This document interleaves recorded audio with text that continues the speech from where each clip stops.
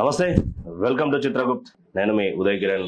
ఇక పహల్గామ్కి సంబంధించినటువంటి విషయంలో భారత్ ఆర్మీ దాదాపు టెర్రరిస్టులను అంతం చేయడానికి సిద్ధమైంది. ఆర్మీ కూడా అక్కడ పాకిస్తాన్లో ఉన్నటువంటి టెర్రరిస్ట్ శిబిరాలను కూడా పెద్ద ఎత్తున ధ్వంసం చేస్తున్నటువంటి ఒక వీడియోస్ కనిపిస్తూ ఉన్నాయి.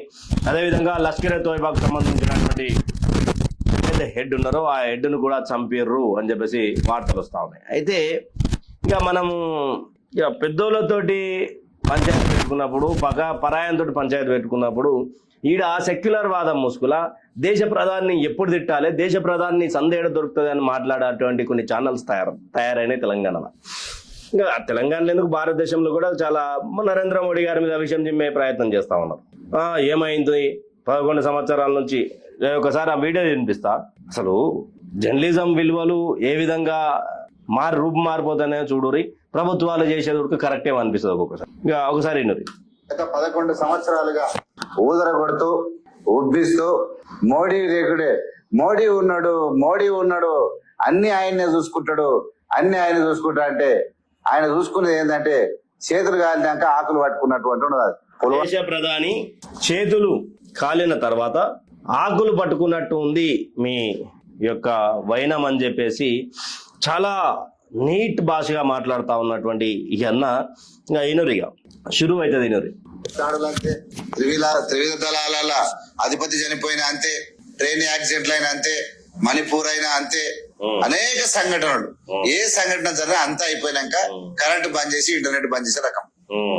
ఇలా నా దేశ ఆర్మీకి ఉన్నటువంటి పవర్ ఏంది, నా దేశ ఆర్మీకి ఉన్నటువంటి పవర్ ఏంది అని అడుగుతా ఉన్నాడు. ఇక నరేంద్ర మోడీ వచ్చిన తర్వాత 11 సంవత్సరాల మోడీ ఉన్నాడు అని మాట్లాడుతున్నారు.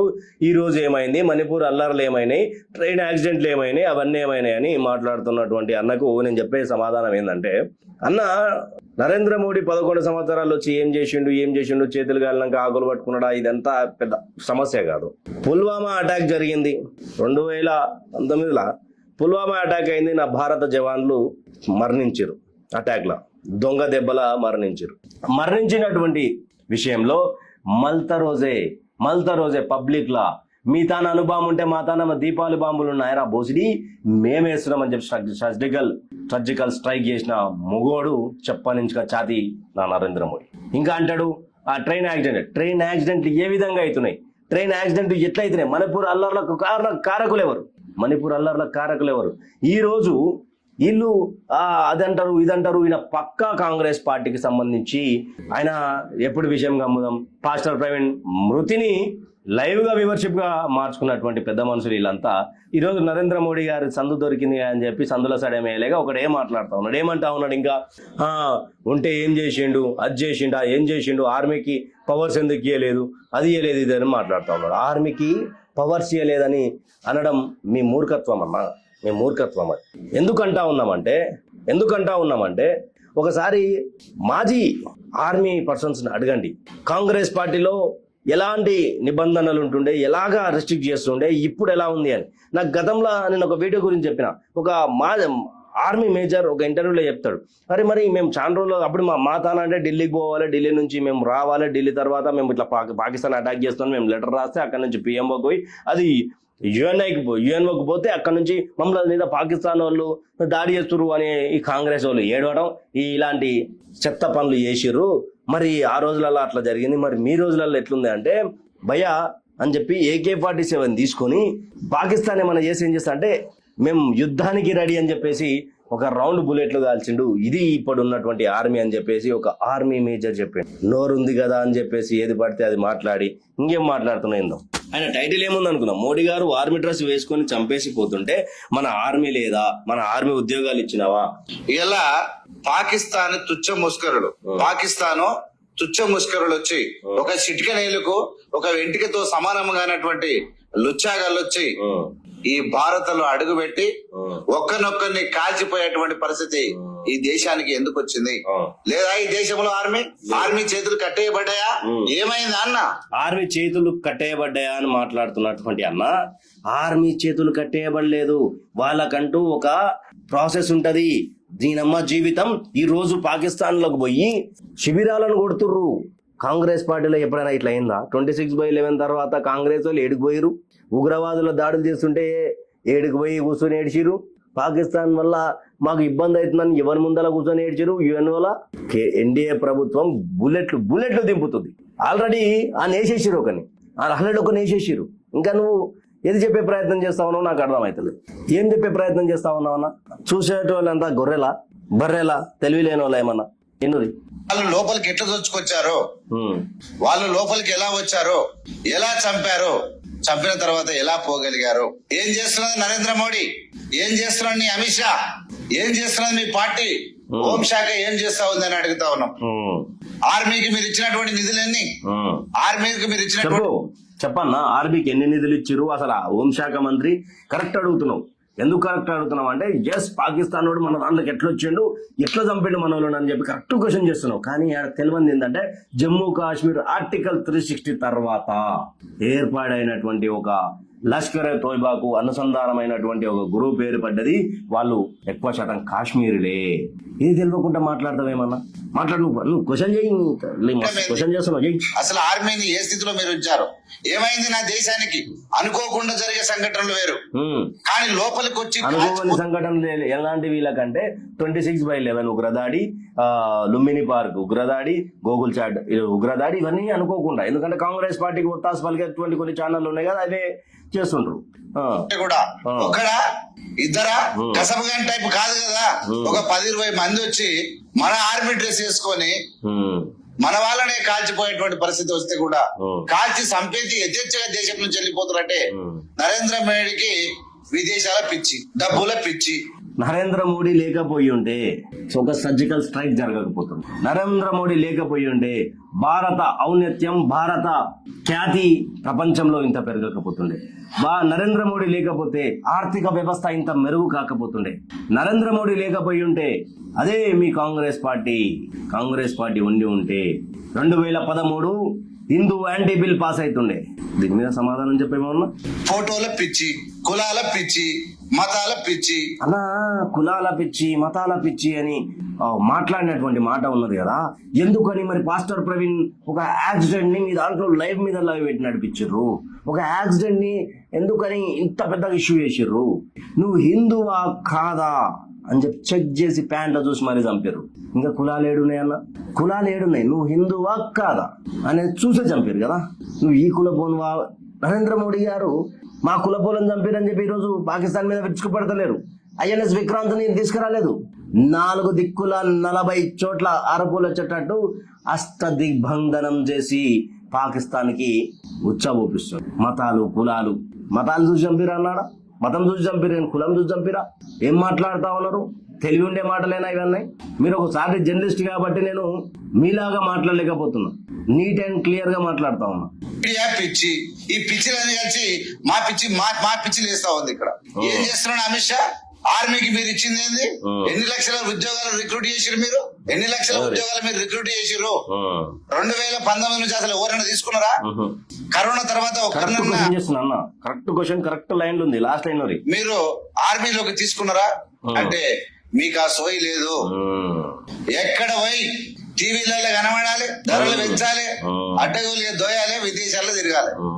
ఆదాని అమ్మ ఇంకా ఈ మధ్య టైం పాస్ విదేశాల్లో తిరగాలి. ఆదాని అమ్మాని లేక ఈ మధ్య టైం పాస్ చేయాలి. అన్న భుజాలు ఎగరేస్తుంది ఆదాని అంబానీ అని. అన్న ఆదాని అంబానీ అని ఎవరన్నా పెంచి పోషించింది?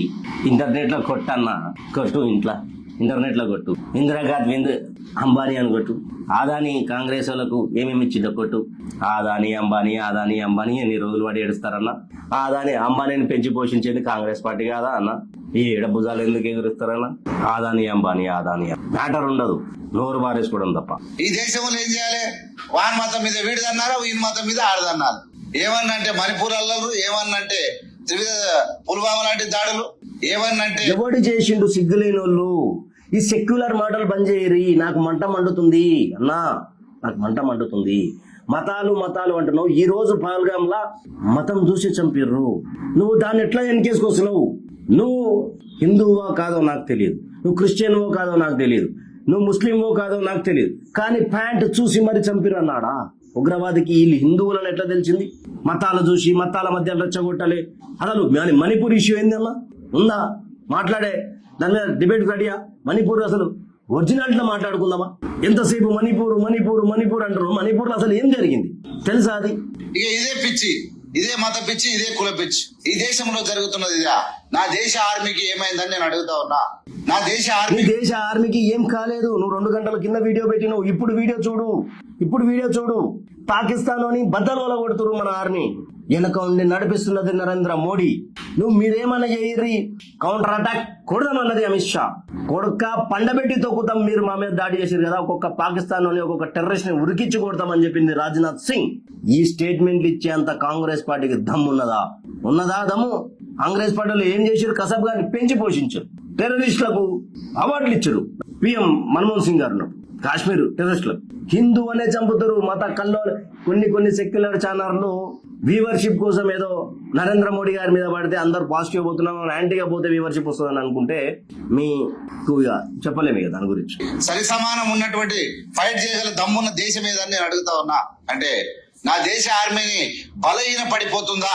ఈ దేశ సరిహద్దులకు జమ్మూ కాశ్మీర్ లోకి ఎంటర్ అయి యాత్రికులను చంపేటువంటి దమ్ము ఈ ముష్కరులకు ఎలా వచ్చింది? ఈ తీవ్రవాళ్ళకి ఎలా వచ్చింది?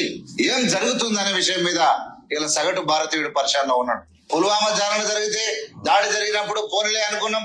త్రివిధ దళాల పోనీలే అని వదిలేసి, లేకపోతే పాకిస్తాన్ వేసేస్తుండే ఇలా. పోనీలే అని చెప్పేసి అనుకున్నాడు. పుల్వామా అటాక్ అయింది, పోనీలే అని అనుకున్నందుకు పాకిస్తాన్ బచాయించింది. లేకపోతే ఎక్కడిది పంచాయతీ. ఈయన పోయి మొత్తం వేసేస్తుండే. ఈయన పోయే సర్జికల్ స్ట్రైక్ చేయించిండు. మీకు తెలియదు ఇంకా. అక్కడ పోయి ఆకాశం ఎగిరిపోయి అక్కడనే పోయాడు. రైళ్ల సంఘటన జరిగినాయి. రైళ్లు 3 రైళ్లు గుద్దుకుంటాయి, 1 కాదు 2 కాదు. దానికి ఏం చేస్తారు? దానికి నరేంద్ర మోడీ కారణమవుతారా అన్న?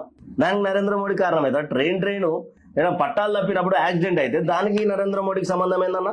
ఆయన మరి అన్ని ఆయన్నే చూసుకుంటే మరి మీలాంటి ఈ సెక్యులర్ వాదులకు సమాధానం చెప్పేటోళ్ళు ఎవరన్నా? మరి మేము ఉన్నాం కదా.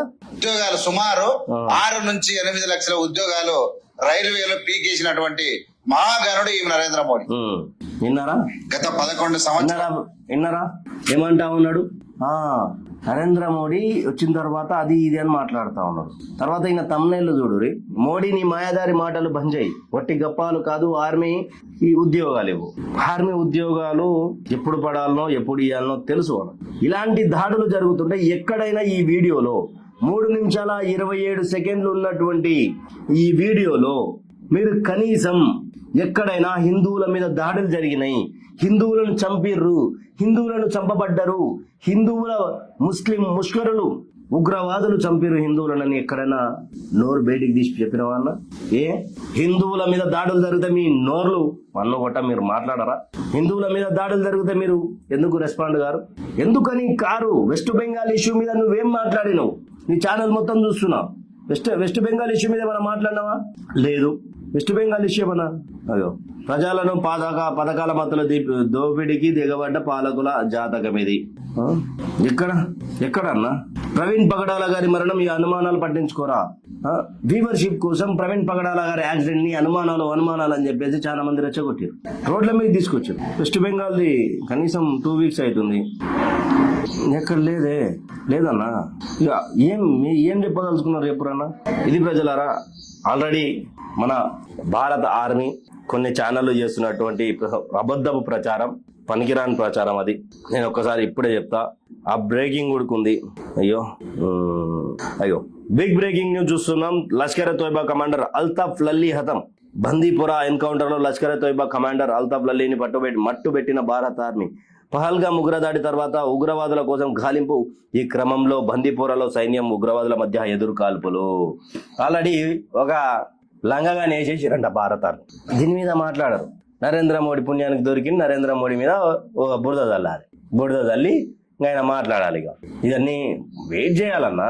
కాంగ్రెస్ పార్టీలో కసబ్ గాని 26/11 తర్వాత ఏం జరిగింది అది చెప్పిరా ఏమన్నా? సెక్యులర్ ముసుగులో మాటల పర్వం మోడీని ఏం చేయలేవు. నిజాన్ని నిర్భయంగా చెప్పే ప్రయత్నం చేయరు కానీ అబద్ధాల కూతలు మాట్లాడి విషం చిమ్మే బురద జల్లే మాటలు మాట్లాడొద్దని కోరుకుంటూ మీతోటి జర్నలిస్ట్ మిత్రుడు ఉదయ్ కిరణ్. ధన్యవాదాలు.